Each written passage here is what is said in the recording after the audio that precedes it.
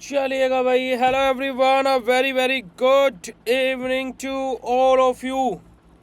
क्या हाल चाल भाई आप सभी लोगों के, कैसे हैं आप सभी लोग? सो फाइनली आप लोगों ने दो सब्जेक्ट के पेपर आप लोग दे चुके हैं और दोनों ही पेपर आप सभी लोगों के बहुत अच्छे गए हैं। ठीक है, अब देखिए जीवन में हर किसी मनुष्य को सेटिस्फाई करना is not a possible task, परंतु ऑर्गेनिक भी बहुत अच्छा हुआ है और फार्माकोग्नोसी भी। अब कल हमारी जंग है मेडिसिनल केमिस्ट्री से, और जिसको लेकर के सबसे ज़्यादा परेशान है बच्चे, क्योंकि कि फिजिकल की तैयारी लगभग पूरी हो चुकी है सेकेंड यूनिट को छोड़ करके, अगर जो मैं बोलूँ हमारी साइड से आप लोगों के लिए। और ऑर्गेनिक की तो पूरी तैयारी थी ही, ना जाने कितने बार आपने ऑर्गेनिक केमिस्ट्री को पढ़ा। फार्माकोग्नोसी की भी पूरी तैयारी हो गई थी।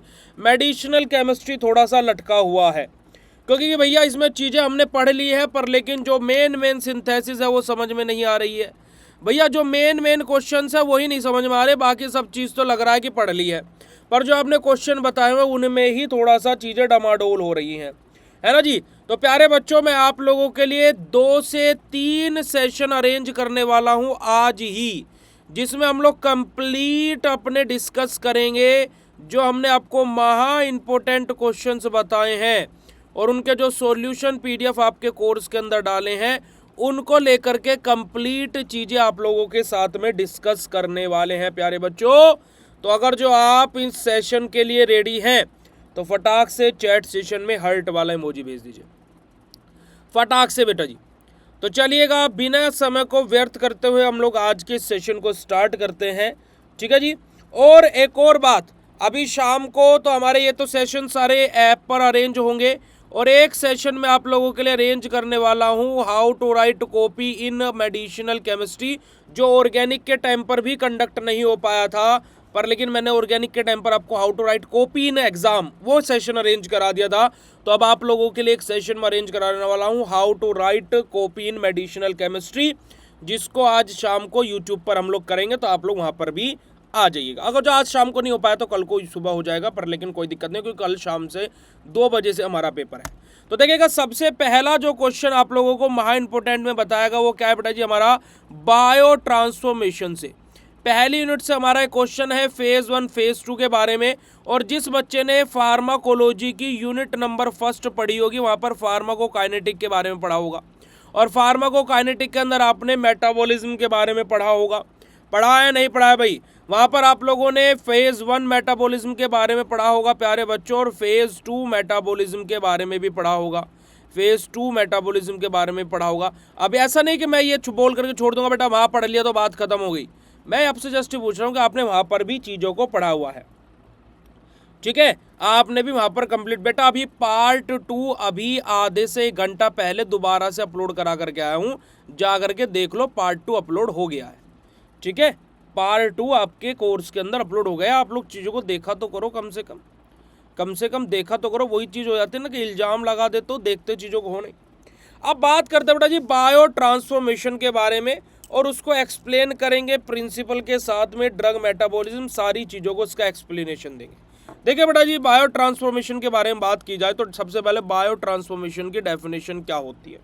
देखिएगा, बायो ट्रांसफॉर्मेशन हमारी क्या है, कैसी प्रोसेस होती है, किसकी चीज़ के लिए बेटा जी, हमारे ड्रग के लिए, है ना। क्योंकि हमारी क्या भैया, हमारा क्या है, ड्रग का ही तो मेटाबॉलिज्म होगा ना, क्योंकि अब हम लोग ड्रग के मेटाबॉलिज्म के बारे में ही तो बात करेंगे ना भैया, हम और किसी चीज़ के मेटाबॉलिज्म के बारे में क्यों बात करेंगे।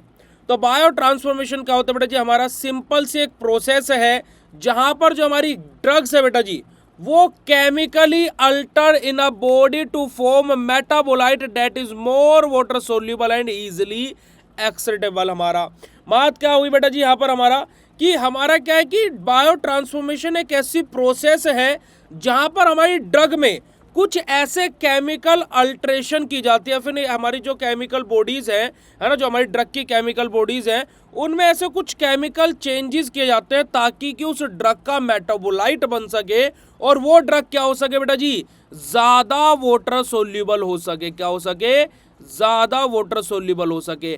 ऐसा क्यों कर रहे हैं, है ना, ऐसा क्यों कर रहे हैं बेटा जी, क्योंकि कि प्यारे बच्चों यहाँ पर सबसे जरूरी चीज क्या है कि हम लोगों ने क्या है पहले भी इन चीजों को पढ़ चुके हैं हम, कि हमारी जितनी ज्यादा ड्रग लाइपोफिलिक होगी उतना अच्छा उसका एब्जॉर्प्शन होगा, उसकी पेनिट्रेशन पावर उतनी ही ज्यादा होगी, है ना जी। उसके लिए उतने ही ज्यादा बेटा जी क्या होगी, चीजें होंगी। बेटा जी देखिए अभी AKTU का कोई भी एग्जाम पोस्टपोन्ड को लेकर के नोटिस नहीं आया है। आपका फिजिकल और कोलॉजी का एग्जाम पोस्टपोन्ड हो सकता है, मेडिसिनल का भी नहीं होगा, क्योंकि कि अभी सबसे ज्यादा कावड़ यात्रा गाजियाबाद, मेरठ और मुजफ्फरनगर में चलती है और अभी कावड़ यात्री इतने ज्यादा नहीं आए हैं। मेन रश होगा 18, 19, 20, 21 और 22 और 23 तारीख को, और 23 तारीख को आपका कोलॉजी का पेपर है। और अगर जो मैं आपसे बोलूं, अगर जो AKTU बेशरम है और जो नया एग्जामिनर आया है वो बिल्कुल बेवकूफ है, तो भाई एग्जाम पोस्टपोन्ड नहीं होगा, वरना तुम्हारा फिजिकल का भी और ऑर्गेनिक का भी दोनों का एग्जाम पोस्टपोन्ड होगा। ये मेरे से बात ध्यान में रख लेना, ये मेरी बात ध्यान में रख लेना बेटा। सॉल्यूशन अगर जो रिएक्शन के साथ में बना देता तो क्या यहाँ रिएक्शन लिख करके लेकर के आकर के फिर समझाने के लिए क्या बचता, क्यों बेटा जी, फिर समझाने के लिए क्या बचता। मेरा लाइव आने का मतलब ही क्या निकलता। थ्योरी तो आप लोग भी पढ़ सकते हो ना, इतने तो पढ़े लिखे सब लोग हो यहाँ पर। बेटा RGPV का ऑर्गेनिक का पेपर कंप्लीट मैच हुआ है, जो कि मैंने क्वेश्चन बताए थे जा करके जो मेरे बच्चों ने मुझे RGPV का पेपर भेजा है, 5 क्वेश्चन उनमें से मैच कर गए हैं। ठीक है जी, अब कितनों का फीडबैक डाले और कितनों की चीजें डाले, ठीक है।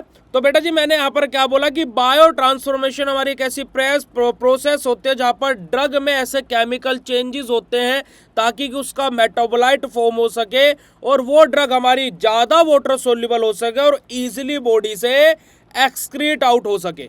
अब बायो ट्रांसफॉर्मेशन जो प्रोसेस है ये होती कहाँ पर है बेटा जी, मेनली हमारी लीवर में होती है। और यहाँ पर लीवर में भी क्यों होते हैं, क्योंकि यहाँ पर हमें क्या बेटा जी एंजाइमेटिक एक्शन यानी कि एंजाइम्स का एक्शन देखने को मिलता है, जैसे कि हमारा क्या है CYP 450, है ना बेटा जी। अमित सिंह जी अब आपने यस सर तो बोलते, अपना फीडबैक भी सेंड कर दो व्हाट्सएप पर, बहुत अच्छा हो जाएगा। But can also occurs in kidney, lungs and intestine. अब ऐसा नहीं है कि बायो ट्रांसफॉर्मेशन खाली हमारा लीवर में ही होता है, मेजर यानी कि ज्यादातर लीवर में होता है, बट बेटा जी उसके अलावा हमारा कहाँ पर किडनी में भी, लंग्स में भी और इंटेस्टाइन में भी हमारा बायो ट्रांसफॉर्मेशन हम लोग को देखने को मिलता है। और कौन बोलता है सर हमें मेडिसिनल केमिस्ट्री समझ में नहीं आती, अगर जो समझ में आया तो हाइट वाला इमोजी भेज दो। आगे बात करते हैं ड्रग मेटाबॉलिज्म के प्रिंसिपल के बारे में। तो मेन प्रिंसिपल अगर जो ड्रग मेटाबॉलिज्म के बारे में बात करें तो बेटा जी हमारा क्या है, लिपिड सोल्यूबल ड्रग को लाइपोफिलिक यानी कि वाटर सोल्यूबल बनाना, वाटर सोल्यूबल मेटाबोलाइट में कन्वर्ट करना, सबसे ज्यादा मेन प्रिंसिपल इसी पर काम करता है हमारा metabolism. So they can eliminate easily to by urine और बाइल, कि यूरिन और बाइल के द्वारा, ताकि कि वो इजिली बॉडी से एक्सक्रीट आउट हो सके, एलिमिनेट हो सके, बाहर निकल सके। Metabolism usually inactive the drug but it some cases it may be convert inactive drug to active form और convert active drug to toxic metabolite हमारा। अब ये क्या बात है, ये बात है क्योंकि एक्सेप्शन तो हर एक केमिस्ट्री के कोने कोने में भरा हुआ है।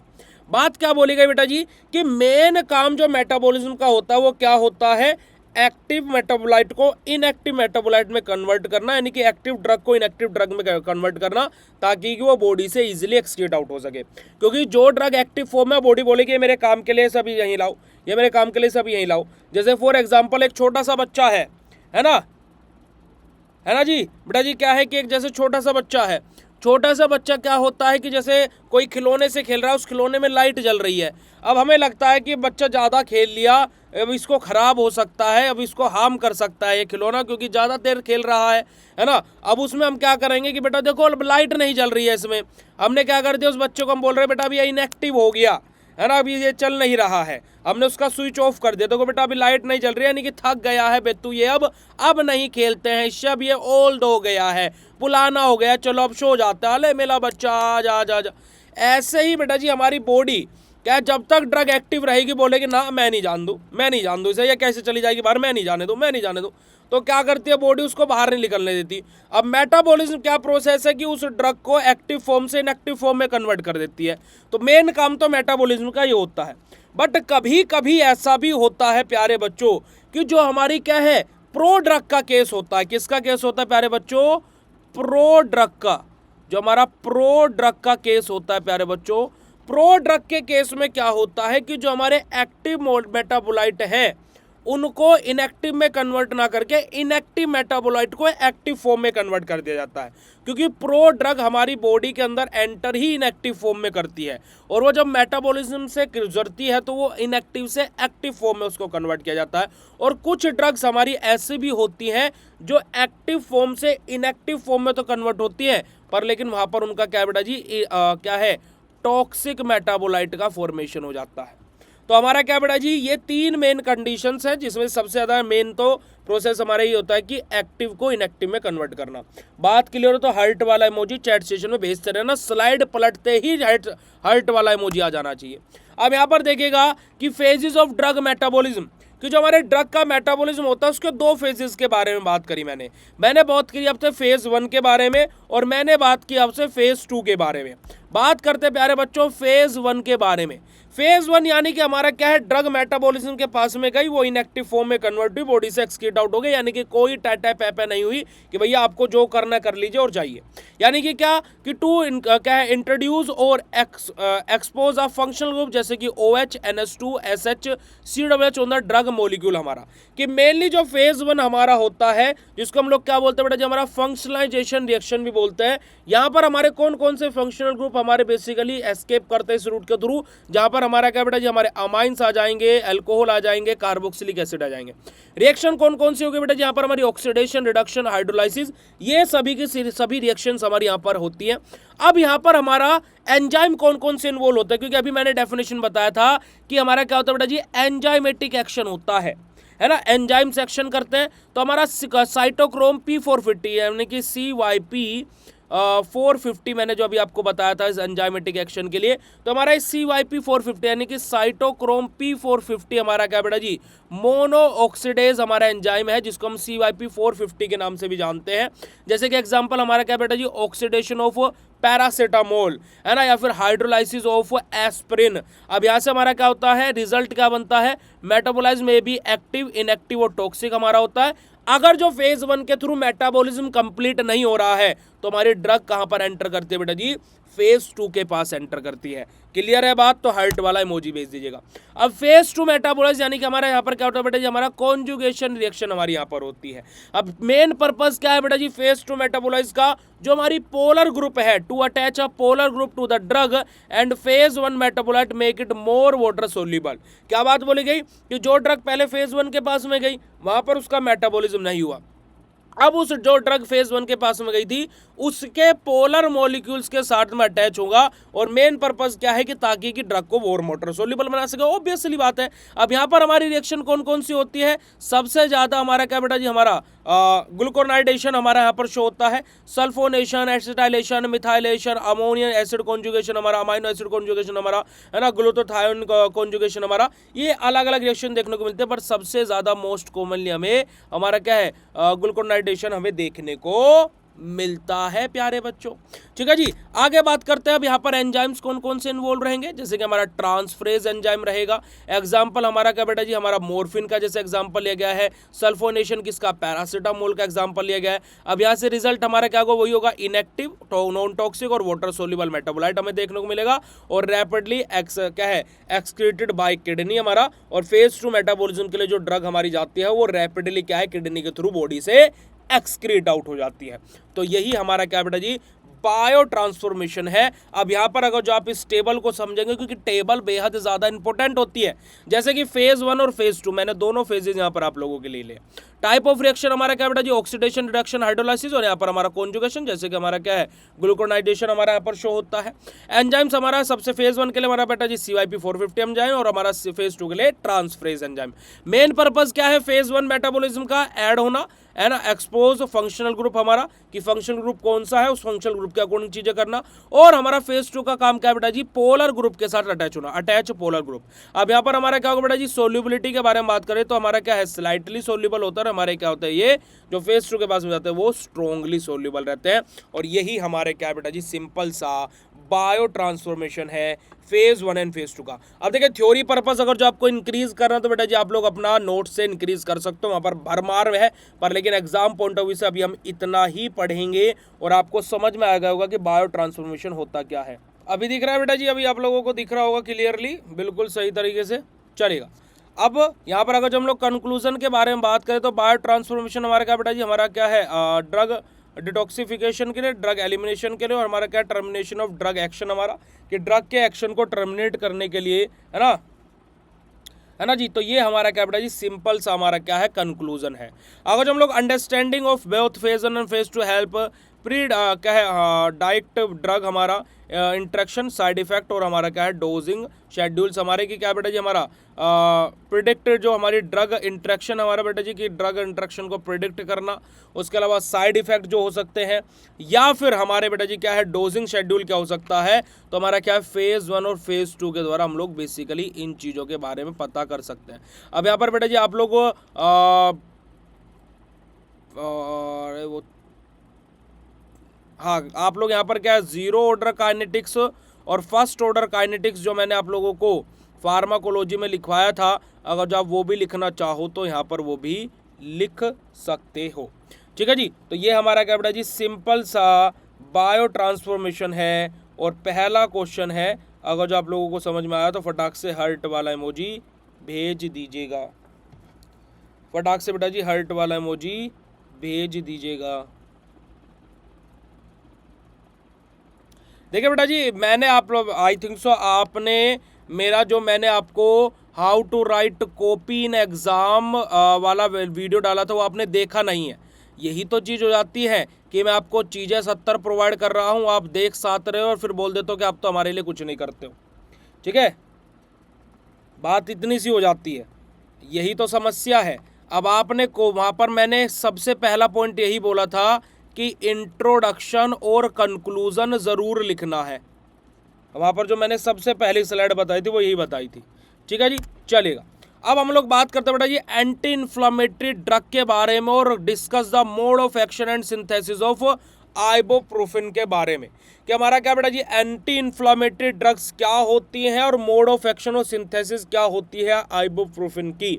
अब एंटी इन्फ्लामेटरी ड्रग जिसको हम लोग नसेट्स उसके अंदर आते हैं हमारे non steroidal anti inflammatory drugs हमारे। तो अब हम लोग यहाँ पर क्लासिफिकेशन एंड ऑल सारी चीज़ें देखेंगे। तो हमारा सके जैसे एंटी इन्फ्लामेटरी ड्रग्स, ठीक है जी। तो सबसे पहले ही क्लासिफिकेशन के बारे में बात करें तो anti inflammatory drug are classified into हमारा सबसे पहले क्या बेटा जी हमारे non steroidal anti inflammatory drugs है, जैसे कि हमारे नसेट्स यहाँ पर आ जाएंगे।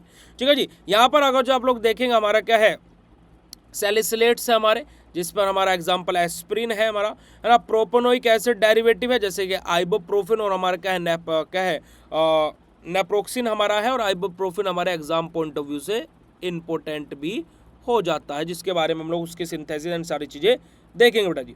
ठीक है जी, उसके अलावा हम बात करें एसिटिक एसिड डेरिवेटिव के बारे में, जहाँ पर हमारा एसिटिक एसिड डेरिवेटिव के एग्जाम्पल यहाँ पर लिए हुए हैं, है ना। फेनामेट्स के बारे में जहाँ पर हमारा क्या है मेफोरेमिक एसिड हमारा एग्जांपल लिया गया है ना। हमारा क्या है ऑक्सिम्स के बारे में, तो यहाँ पर और सिलेक्टिव कोक्स 2 इनिबिटर के बारे में यहाँ पर एग्जांपल के साथ में। अब यहाँ पर ये एग्जांपल्स आप लोगों को चीज़ें बहुत ज़्यादा इंपॉर्टेंट है, क्योंकि कि एग्जांपल ही सबसे ज़्यादा इंपॉर्टेंट हो जाता है बेटा जी केमिस्ट्री मेडिसिनल केमिस्ट्री के केस में। और जहाँ पर सिंथेसिस की बात हो वहाँ पर सिंथेसिस रिएक्शन के बारे में। ठीक है जी, अगर जो मैं यहाँ पर बात करता हूँ दूसरी क्लासिफिकेशन होगा क्या बेटा जी हमारा क्या non steroidal anti inflammatory drug. एक होता है बेटा जी हमारा स्टेरॉइडल एंटी इन्फ्लामेटरी ड्रग हमारा, जहां पर हमारे अलग अलग एग्जाम्पल आप लोग देखोगे, जैसे हमारा क्या है कोर्टिकोस्टेरॉइड्स हमारे यहाँ पर एग्जाम्पल, कोर्टिकोस्टेरॉइड्स हमारे यहाँ पर एग्जाम्पल आ जाएंगे। ठीक है जी, और कोर्टिकोस्टेरॉइड में आप लोगों के साथ यहाँ पर क्या है हाइड्रोकोर्टिसोन हमारा एग्जाम्पल, सबसे बेस्ट एग्जाम्पल हमारा हाइड्रोकोर्टिसोन, आप लोग इसको जरूर से जरूर याद रखिएगा। अब यानी कि क्या हमारा जो एंटी इन्फ्लामेटरी ड्रग है दो मेन क्लासिफिकेशन होता है, classification of anti inflammatory drug, आप इसको फ्लो चार्ट के थ्रू भी लिख सकते हो, non steroidal anti inflammatory drug और स्टेरॉइडल एंटी इन्फ्लामेटरी ड्रग्स हमारे। अब यहाँ पर मोड ऑफ एक्शन के बारे में बात करूं आइबोप्रोफिन की बेटा जी, तो आइबोप्रोफिन किस मोड ऑफ एक्शन पर काम करता है ना जी। तो देखिए आइबोप्रोफिन हमारा क्या होता है नॉन सेलेक्टिव कोक्स इनिबिटर हमारा होता है। और अगर जो मैं आपसे क्वेश्चन पूछूं बेटा जी आइबोप्रोफिन हमारा non steroidal anti inflammatory drug है या फिर स्टेरॉइडल एंटी इन्फ्लामेटरी ड्रग है, आप मुझे बताइएगा जो आइबोप्रोफिन है वो non steroidal anti inflammatory drug है या फिर स्टेरॉयडल एंटी इन्फ्लामेटरी ड्रग है। अब यहाँ पर आइबोप्रोफिन हमारा क्या बेटा जी, नॉन सेलेक्टिव कोक्स इनिबिटर है। क्या है? नॉन सेलेक्टिव कोक्स इनिबिटर है। कोक्स इनिबिटर है बेटा जी हमारा, नॉन सेलेक्टिव कोक्स इनिबिटर है। कौन? हमारा आइबोप्रोफिन। तो इट इनिबिट क्या बेटा जी हमारा, साइक्लोऑक्सीजनेज यानी कि COX 1 and COX 2 enzyme which are required for the synthesis of हमारा क्या है, प्रोस्टाग्लैंडिन हमारा। तो इसका मतलब क्या है कि जो आइबोप्रोफिन हमारा क्या बेटा जी, नॉन सेलेक्टिव कोक्स इनिबिटर यानी कि कोक्स एंजाइम को इनिबिट करने वाला है, नॉन सेलेक्टिव है और ये, ठीक है जी। तो इट मीन्स क्या करेगा, जो हमारे क्या है क्या है ऑक्सीजनेज एंजाइम जो हमारे रहते हैं उनको क्या करेगा, इनिबिट करेगा, यानी कि कोक्स 1 और कोक्स 2 एंजाइम को क्या करेगा, ये इनिबिट करेगा। और कोक्स 1 और कोक्स 2 एंजाइम बेटा जी किसके लिए रिस्पॉन्सिबल रहते हैं? कोक्स 1 और कोक्स 2 एंजाइम हमारे किसके लिए रिस्पॉन्सिबल रहते हैं बेटा जी, हमारे प्रोस्टाग्लैंडिन की सिंथेसिस के लिए। यानी कि अगर जो प्रोस्टाग्लैंडिन की सिंथेसिस हमें रोकनी है तो उसके लिए हम लोगों को क्या करना पड़ेगा, कोक्स 1 और कोक्स 2 इनिबिट करना पड़ेगा। और उसके लिए हम लोग आइबोप्रोफिन को देखते हैं जो कि नॉन सेलेक्टिव कोक्स इनिबिटर होता है। अब ये प्रोस्टाग्लैंडिन क्या बला है ना, देखिए प्रोस्टाग्लैंडिन हमारा क्या बेटा जी, ऐसा केमिकल मेडिएटर हमारा मेडिकेटर्स है हमारे जो कि रिस्पॉन्सिबल रहते हैं पेन, इन्फ्लामेशन, स्वेलिंग और फीवर के लिए। तो जो हम लोग कोक्स एंजाइम को इनिबिट कर देंगे तो आइबोप्रोफिन हमारा क्या करेगा, पेन को रिड्यूस करेगा, फीवर को रिड्यूस करेगा और हमारा क्या बेटा जी, हमारा इन्फ्लामेशन को रिड्यूस करेगा। इट मींस कि अगर जो मैं यहाँ पर आपको एक सिंपल सी चैन बना करके दिखाऊं बेटा जी, तो देखिए हमारी बॉडी में मान लीजिए पेन हो रहा है या फिर किसी को फीवर है ना, पेन हो रहा है, तो पेन हो रहा है तो वो किस वजह से हो रहा है, कोक्स एंजाइम वहां पर हमारे क्या होगा बेटा जी, इंक्रीज हो गए हैं। तो इस केस में हमें क्या करना पड़ेगा, ऐसी मेडिकेशन देनी पड़ेगी जो इन कोक्स एंजाइम की सिंथेसिस को इनिबिट कर दे। और ये कोक्स एंजाइम क्यों बन रहे हैं, क्योंकि कि हमारा बेटा जी ये क्या है, कोक्स एंजाइम जिस चीज से बढ़ रहा है वो क्या बढ़ा रहा है, हमारा प्रोस्टाग्लैंडिन बढ़ा रहे हैं। तो बेटा जी जो हमारा आइबोप्रोफिन है वो हमारा क्या कर रहा है, इनिबिट कर रहा है इन कोक्स एंजाइम को। और जब ये कोक्स एंजाइम इनिबिट हो जा रहे हैं तो प्रोस्टाग्लैंडिन भी इनिबिट हो जा रहा है। और प्रोस्टाग्लैंडिन की वजह से हमें फीवर, पेन, इन्फ्लामेशन जो महसूस हो रहा था, जब हमने इसी को ही इनिबिट कर दिया यानी कि अब हमारा पेन भी रिड्यूस हो जाएगा और बेटा जी हमारा जो फीवर है वो भी डिक्रीज हो जाएगा। ठीक है जी, तो यही हमारा क्या होता है बेटा जी, हमारा बेसिकली आइबोप्रोफिन का मैकेनिज्म ऑफ एक्शन होता है। अब अगर जो लगता है कि भैया मैकेनिज्म ऑफ एक्शन तो हार्ड होते हैं, ये इतना डिफिकल्ट लिख रहा था, अब जिस बच्चे को आइबोप्रोफिन का मैकेनिज्म ऑफ एक्शन समझ में आया हो वो फटाक से चैट सेशन में एक हार्ट वाला इमोजी भेज दो जल्दी से बेटा जी। आगे बात करते हैं अब आइबोप्रोफिन की सिंथेसिस कैसे की जाती है। अब 3 स्टेप में हमारी सिंथेसिस होती है बेटा जी, है ना। अब यहाँ पर अगर जो मैं आपसे बोलूँ तो हमारा क्या है, आइसोब्यूटाइल बेंजीन से हमारा क्या बनता है बेटा जी, हमारा आइबोप्रोफिन हमारा बनता है। अब यहाँ पर सबसे पहले हमारा क्या बेटा जी, आइसोब्यूटाइल जो बेंजीन है वो हमारा किसमें बेटा जी, 4 आइसोब्यूटाइल एसीटोफिनोन में कन्वर्ट होता है, पहला स्टेप। दूसरा स्टेप में हमारा क्या होता है बेटा जी, हमारा यही 4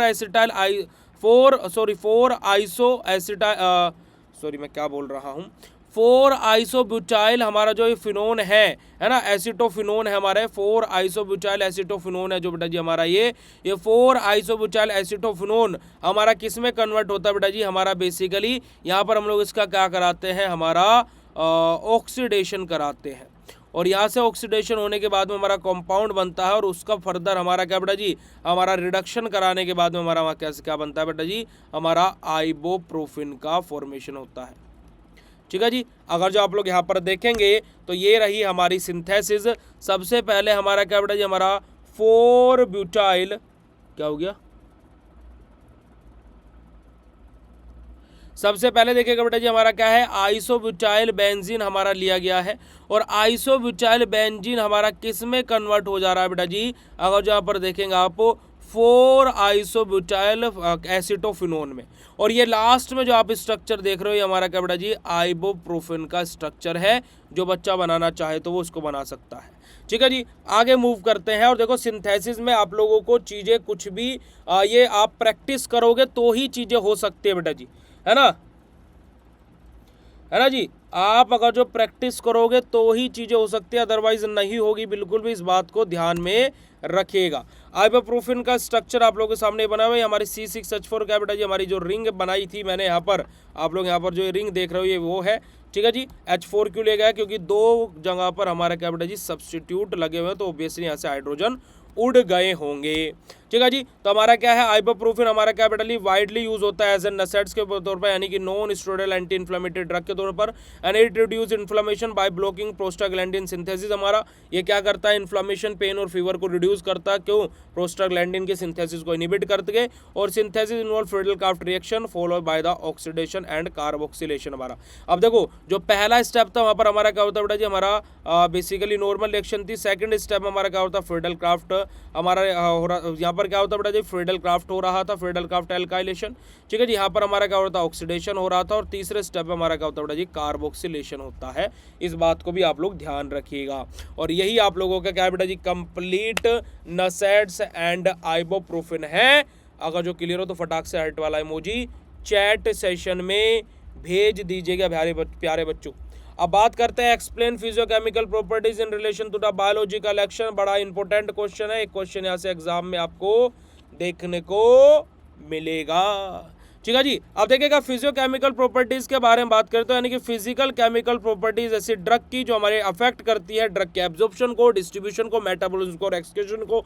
यानी कि हमारी ऐसी फिजिकल या केमिकल प्रॉपर्टीज जो क्या करती है बेटा जी हमारे ADME को अफेक्ट करती हो, उनके बारे में हम लोग पढ़ेंगे। और क्या है बेटा जी हमारा उनके बायोलॉजिकल एक्शन के बारे में पढ़ेंगे।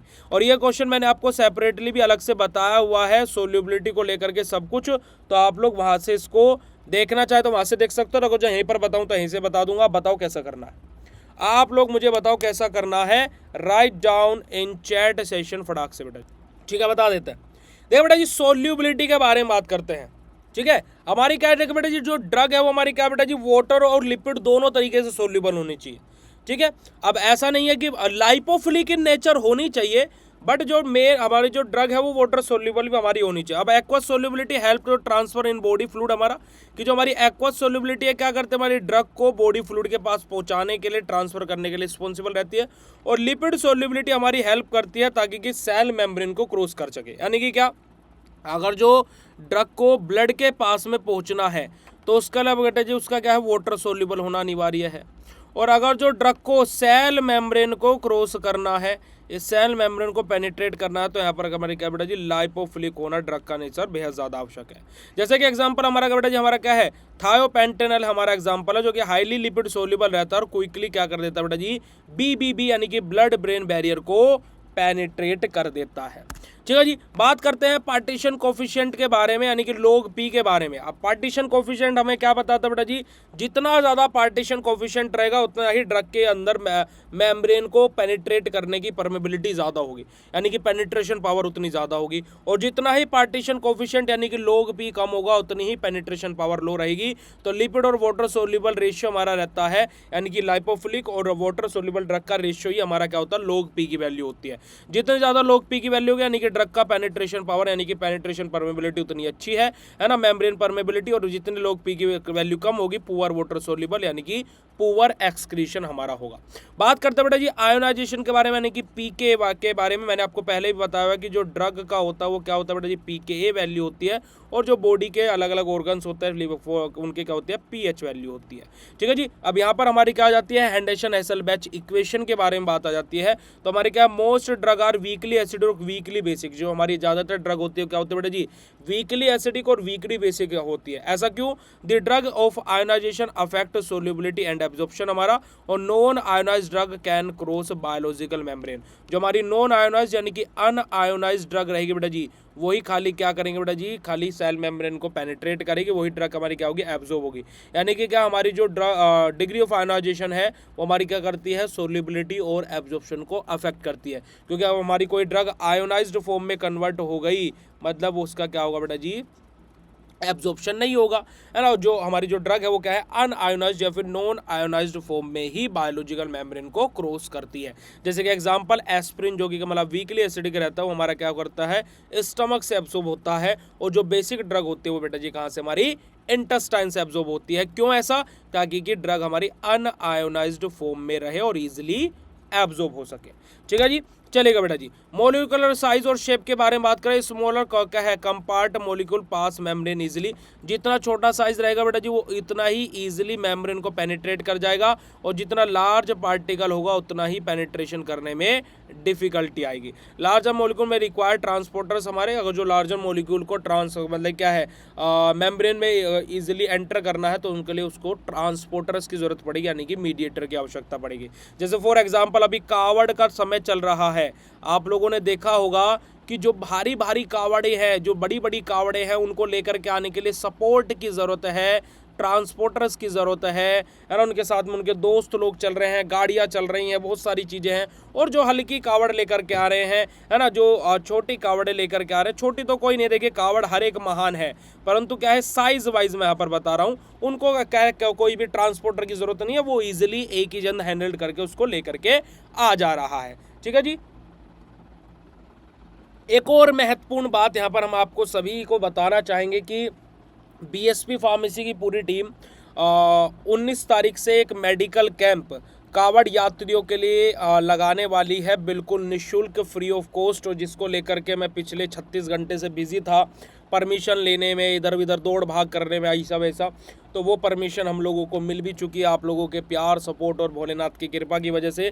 तो अब बीएसपी फार्मेसी पिछले 3 साल की तरह इस साल भी दोबारा से फ्री मेडिकल कैंप कावड़ यात्रियों के लिए लगाने वाला है, जिसमें आप सभी लोगों को भी निमंत्रण है। आप लोग आइएगा, देखिएगा और उस मोमेंट को जीने की कोशिश कीजिएगा, क्योंकि उस मोमेंट पर आपको रियलाइज होगा कि being a pharmacist very proud moment for us, क्योंकि जब हम वहाँ पर सेवा करते हैं और वो परमिशन अब किसी को भी ऐसे नहीं कि कोई भी मेडिकल कैंप लगा लेगा, हर किसी को परमिशन नहीं मिलती है। ठीक है,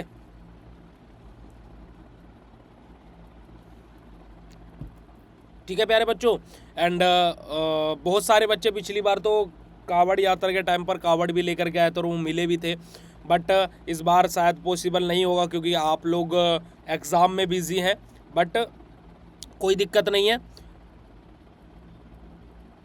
बस एक ही चीज़ मैं बोलता हूँ कि जो आप लोगों को लगता है कि फार्मेसी ऐसा है, फार्मेसी वैसा है, बेटा जी हम कैसा हैं उसके ऊपर चीज़ें डिपेंड करती हैं।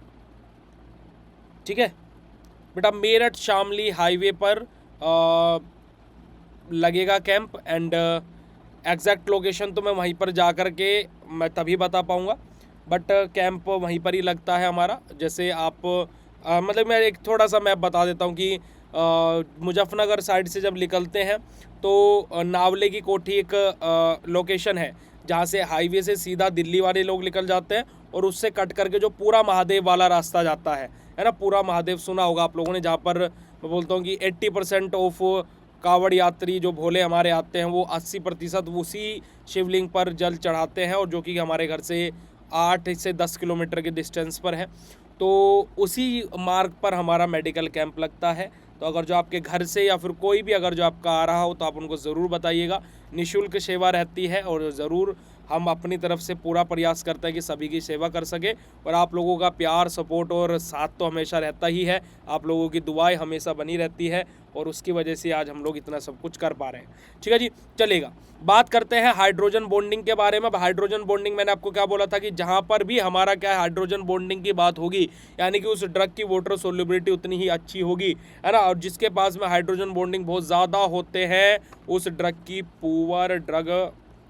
पुअर पेनिट्रेशन पावर रहती है, यानी कि मेम्ब्रेन परमेबिलिटी पुअर रहती है, क्योंकि क्या हमारी ज़्यादा वाटर सोल्यूबल ड्रग भी नहीं चाहिए अपने को, है ना। Optimally hydrogen bonding is required for the binding of two receptor, हमारा वहीं पर ही हाइड्रोजन बॉन्डिंग बेटे जी हमारे क्या रिसेप्टर के साथ में बाइंड करने के लिए भी आवश्यक है, क्योंकि ज़्यादा चीज़ें नहीं होनी चाहिए। इस वजह से मैं आपको क्या बोलता हूँ कि स्टडी करो पर वो भी लिमिटेड करो, खेलो वो भी लिमिटेड खेलो, प्यार करो वो भी लिमिटेड करो, क्योंकि कि अब ऐसा हो कि प्यार के चक्कर में पागल ही हो रहे हैं, ये चीज़ें बिल्कुल भी नहीं करनी चाहिए।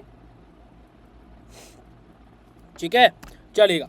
बात करते हैं ऑप्टिकल एंड ज्योमेट्रिकल आइसोमेरिज्म के बारे में, तो भाई यहाँ पर वही बात होगी सिस और ट्रांसफॉर्म के बारे में, है ना। जैसे मैंने इसका बेस्ट एग्जांपल हमारा बेटा जी ग्लूकोन डी, जो हमारा क्या बेटा जी डेक्स्ट्रो और लीवो रोटेटरी होते हैं। ग्लूकोज हम डी ही क्यों लेते हैं, एल क्यों नहीं लेते हैं, क्योंकि ग्लूकोन डी ईजिली, और जो डेक्स्ट्रो रोटेटरी ग्लूकोज होता है वो ईजिली ड्रग हमारी बॉडी के अंदर मेटाबॉलिज्म उसका हो जाता है, बट जो लीवो रोटेटरी रहता है उसका इतना ईजिली मेटाबॉलिज्म नहीं हो पाता है, ठीक है जी। और केमिकल स्टेबिलिटी के बारे में बात करें तो stability is in the body fluid, यानी कि pH, enzymes, effects, drug activities हमारा, कि जो हमारा क्या बेटा जी केमिकल स्टेबिलिटी के बारे में बात करें तो जो हमारा drug stability of body fluid हमारा जैसे पीएच और एंजाइम्स वो हमारे क्या करते हैं बेटा जी हमारे ड्रग एक्टिविटीज़ को इफेक्ट करते हैं। साथ ही साथ अनस्टेबल ड्रग जैसे कि हमारा में degrade before reaching the target, हमारा कि जो हमारी अनस्टेबल ड्रग्स रहती है वो हमारी क्या होती है बेटा जी टारगेट तक रीच आउट, अब जहाँ तक उनको पहुँचना वहाँ तक पहुँचने से पहले डिग्रेड यानी कि खराब हो सकती है और बॉडी से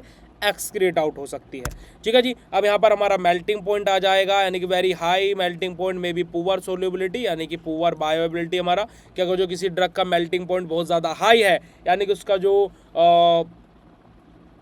सोल्यूबिलिटी होगी बेटा जी वो क्या होगी उतनी ज़्यादा पुअर होगी, और जितनी ज़्यादा पुअर सोल्यूबिलिटी यानी कि ड्रग की जो बायोएबिलिटी है वो भी उतनी ही ज़्यादा पुअर होगी। तो ओवरऑल हमने यहाँ पर सारी की सारी एडीएमई यानी कि एब्जॉर्प्शन, डिस्ट्रीब्यूशन, मेटाबॉलिज्म और एक्सक्रीशन से ही रिलेटेड सारी की सारी बातें आप लोगों को यहाँ पर बताई है। अगर जो बात क्लियर हो तो फटाक से चैट सेशन में हार्ट वाला इमोजी भेज करके कंफर्मेशन दे देंगे बेटा जी, फटाक से चैट सेशन में हार्ट वाला इमोजी भेज करके कंफर्मेशन दे दीजिएगा। फिर हम लोग बात करते हैं जर्नल एनास्थेटिक्स के बारे में, और जर्नल एनास्थेटिक्स के बारे में भी क्या बात करते हैं हम लोग बेटा जी, जर्नल एनास्थेटिक्स यानी कि question number 4th, 5th and 6 हम लोग वन शॉट में डिस्कस करेंगे नेक्स्ट लेक्चर में आफ्टर 30 मिनट। तो आप लोगों को लेक्चर कैसा लगा, क्योंकि मेरा थोड़ा सा फ़ोन भी डाउन हो गया है तो मेरे को आपको चैट नहीं देख पाऊंगा मैं, तो 30 मिनट्स बाद आपसे मिलेंगे और आप लोगों को अभी जो हमने 3 क्वेश्चन आपके साथ में डिस्कस किए हैं वो कैसे लगे फटाक से हार्ट वाला इमोजी चैट सेशन में भेज दीजिएगा, चलेगा बेटा जी।